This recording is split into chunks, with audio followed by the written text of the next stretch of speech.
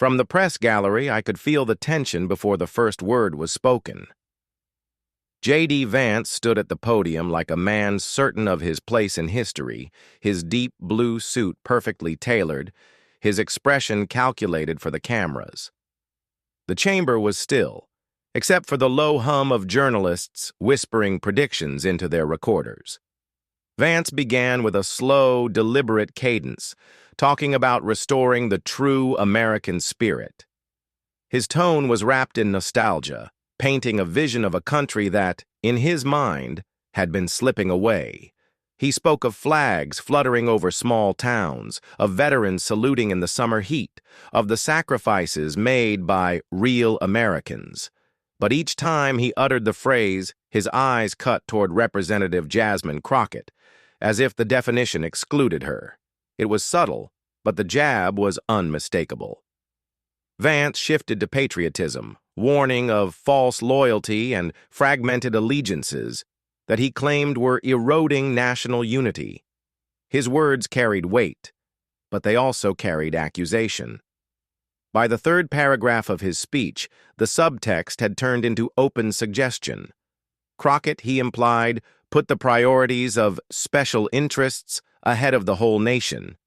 From my vantage point, I watched Crockett's posture remain perfectly still. No note-taking, no whispered asides, just the kind of focus that said she was listening to every syllable, filing each one away for the counterpunch. The room itself seemed to brace for impact. A murmur rippled through the crowd as Vance's voice grew sharper, his sentences clipped and deliberate. Somewhere in the back, a reporter mouthed the word fight. And in that moment, everyone here knew. The pause between Vance's final sentence and Crockett's first was barely a heartbeat, but it was enough to shift the air in the chamber. She rose from her seat with the composure of someone who had been underestimated too many times to count, and had made a career out of proving people wrong. Her voice cut clean through the lingering applause.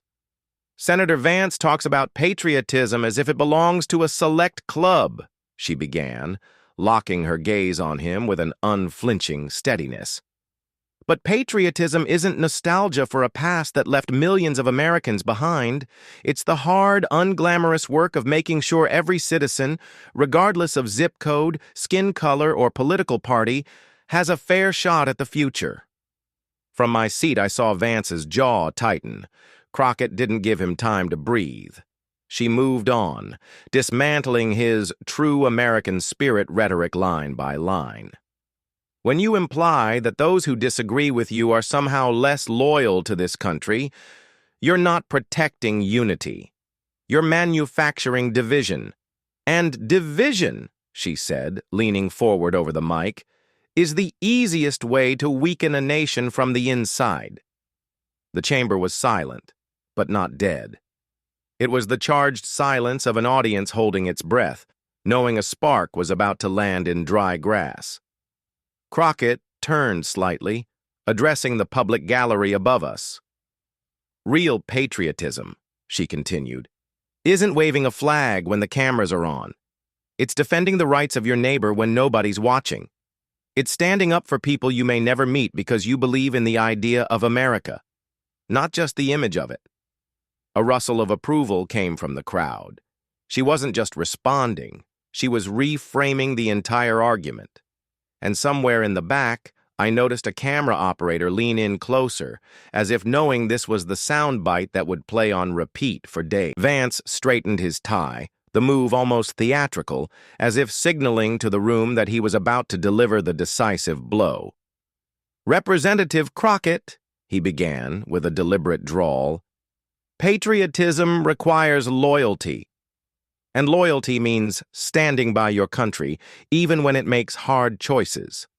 But you seem more interested in lecturing America than defending it." It was a calculated jab, meant to frame her as aloof and out of touch with real Americans. He leaned on the lectern, his tone dripping with controlled disdain. "There's a reason small towns in Ohio, and communities just like it across the country, don't see themselves in your speeches. They see someone more concerned with political theater than with protecting the heartland. From my seat in the press box, I could see the flicker of irritation ripple through some of the onlookers. But Crockett? She didn't flinch. Instead, a faint smile curved her lips, the kind that says, "You just walked into the trap I set for you." When it was her turn, she didn't raise her voice. She sharpened it. "Senator, let's talk about loyalty. Loyalty isn't blind obedience to whoever's in charge. That's not patriotism. That's authoritarianism with a prettier name. Real loyalty is holding your country accountable so it can live up to its own promises." The chamber murmured, sensing the turn. Crockett kept pressing.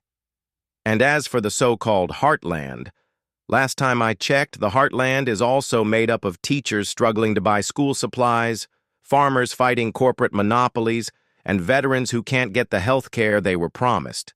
If you want to talk about defending America, start by defending all of it, not just the parts that vote for you." Vance opened his mouth to respond, but the applause, this time loud, unrestrained, rolled over him like a wave. The air had shifted. What started as a sparring match was now a hunt, and Crockett was in pursuit. She leaned forward slightly, hands gripping the podium. Not in desperation, but with the confidence of someone about to produce evidence. "Senator Vance," she said evenly, "you've spoken about protecting American workers. But let's revisit your voting record. You opposed the Worker Protection and Fair Wages Act. You voted against expanding VA benefits for the very veterans you claim to champion. And just last month, you backed a corporate tax break that shipped another wave of manufacturing jobs overseas. That's not patriotism. That's profit over people." The room fell still, except for the faint scratching of reporters' pens. I caught sight of one aide in Vance's row, shifting uncomfortably in his seat, eyes darting toward the exits. Vance straightened, attempting to mask the tension creeping into his jawline. "Those votes," he began, "were about fiscal responsibility, about ensuring we don't bankrupt future generations." His voice was steady, but the defensive edge was unmistakable. Crockett pounced. "Future generations? Senator, you're standing here defending corporate welfare while small towns rot. If your brand of fiscal responsibility means cutting health care for vets but padding bonuses for CEOs, then you and I have very different definitions of what it means to serve this country." There it was, the crack in his armor. A murmur ran through the audience, this time tinged with something sharper: recognition. People weren't just hearing her. They were remembering. The votes, the speeches, the moments where rhetoric didn't match reality. From my vantage point, it felt like watching a chess player corner a king, not with one flashy move, but with a slow, inevitable tightening of the board. And Vance knew it. Vance drew in a slow breath, as though he'd been preparing this moment since the start. "Congresswoman Crockett," he began, his tone shifting into something almost sermon-like. "I was raised in the Rust Belt. I've seen what bad policy does to real people. My loyalty is to the flag, to the men and women who built this nation with their bare hands. You can question my votes, but you will never question my love for America." The words landed like a shot aimed at the heart of patriotism itself. A few heads in the audience nodded instinctively. Patriotic pride is an easy currency to spend. For a brief second, it felt like he'd regained the upper hand. But Crockett didn't flinch. She waited just long enough for the silence to thicken before responding. "Senator, loving America isn't about speeches. It's about sacrifices. And I'm not talking about your childhood stories. I'm talking about the hard choices you face here in the Senate. Patriotism is voting to keep factories open when your donors want them shut. It's funding our veterans before you sign off on another tax break for corporations. It's standing up for every American, whether they look like you or not." The words were precise, almost surgical. I could see the impact in the way some of his earlier supporters in the room shifted uncomfortably, their faces caught between pride and doubt. Vance tried to interject, but Crockett raised a hand slightly, not in rudeness, but in a quiet demand for the floor.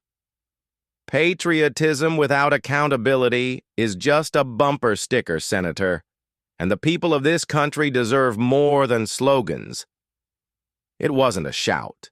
It wasn't a jab. It was the kind of statement that sticks, because it dares the listener to measure themselves against it. From my spot in the press box, I realized something. This wasn't just a debate anymore. It was a reckoning. By this point, the air in the chamber felt charged, like a storm waiting to break. Vance leaned forward, gripping the edge of his podium. His voice rose, abandoning restraint. This is exactly the problem with your kind of politics, Congresswoman. You divide America into groups, pit them against each other, and call it justice.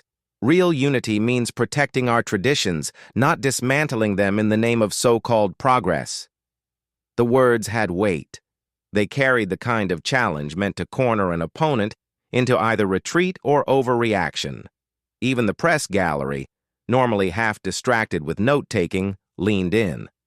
Crockett's reply came without hesitation.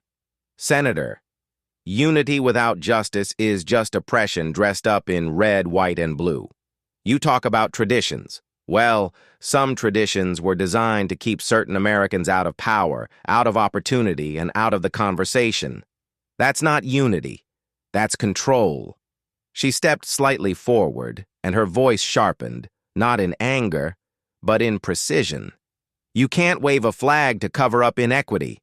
You can't sing the anthem loud enough to drown out the truth. Real patriotism is having the courage to admit where we've failed, and the grit to fix it. The room went silent. Even Vance, whose strategy had been to stay on offense, hesitated. He opened his mouth, then closed it again, as if realizing any rebuttal would sound like an excuse. From my seat, I could almost hear the narrative shifting. What started as a battle over ideology had become something more personal, an examination of who truly had the moral authority to speak for the nation. When the moderator finally called for the next question, it felt less like moving on and more like ending a fight where one side had already been counted out. When the debate wrapped, the applause wasn't the usual polite scattering. It was loud, sustained, and, in some corners, almost defiant. JD Vance had walked in expecting to claim the mantle of patriotism. Instead, Jasmine Crockett walked out with it draped over her shoulders, not as a symbol, but as a responsibility she'd just defended in full view of the nation. As I packed my notes, I couldn't help thinking about what I'd just witnessed. It wasn't a standard political spat. It was a rare moment when a politician didn't just parry attacks, but reframed the entire conversation, where patriotism wasn't defined by how loud you can sing, but by how willing you are to listen, change, and lead. Crockett didn't win because she was sharper, though she was. She won because she connected every argument to something bigger than herself. She made the stakes about the people in the room, the folks watching at home, and the millions who rarely get a voice in Washington's Grand Theater. For a journalist, that's gold. For a citizen, it's a reminder. Politics isn't just about who can shout the loudest. It's about who shows up for you when it matters. And if you've been following this story, you already know there's more to come. So stay tuned, hit that subscribe button, and don't miss the next round. Trust me, you're going to want a front row seat.